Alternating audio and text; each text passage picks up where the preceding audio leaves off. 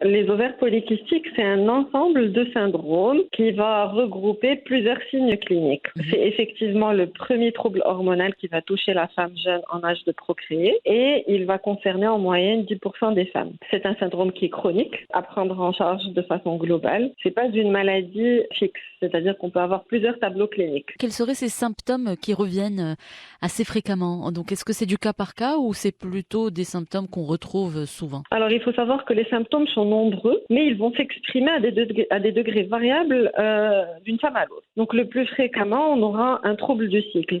Soit des règles très espacées, une femme qui aura moins de 9 cycles par an. Soit on a par exemple carrément des jeunes filles qui viennent avec absence totale de règles pendant 6 mois, 9 mois. Ça, c'est par contre, c'est plus stressant. Parfois, on peut avoir des patientes avec des ovaires polykystiques et qui, au contraire, ont des règles assez rapprochées.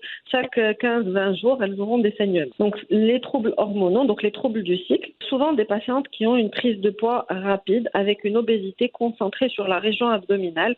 Donc, assez fréquemment, c'est caractéristique, c'est des jeunes filles qui sont plus ou moins élancées avec un tronc, c'est-à-dire la partie abdominale qui est assez large et des jambes plutôt fines. On peut avoir également des signes d'acné, donc une acné qui est d'apparition assez tardive après l'adolescence, parfois même une acné qui va apparaître vers 30-35 ans, chose qui n'est pas habituelle, qui n'est pas normale. On peut avoir un hirsutisme, c'est-à-dire un excès de pilosité au niveau de zones dites masculinisantes, le menton, le duvet qui est important, la barbe, autour des aréoles mamelonnaires, autour des mamelons, sur la ligne ombilicale.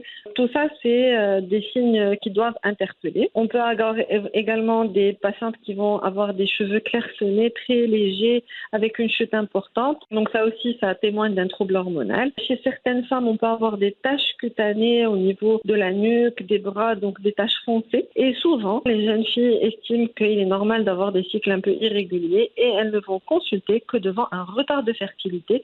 Et c'est là que l'on découvre qu'elles ont un syndrome des ovaires polykystiques. Donc les symptômes, c'est un panel de symptômes et il y en a beaucoup. Ils peuvent ne pas être présents tous, ils peuvent être présents tous mais à des degrés variables et selon les recommandations internationales, il suffit d'avoir 2 signes pour poser le diagnostic.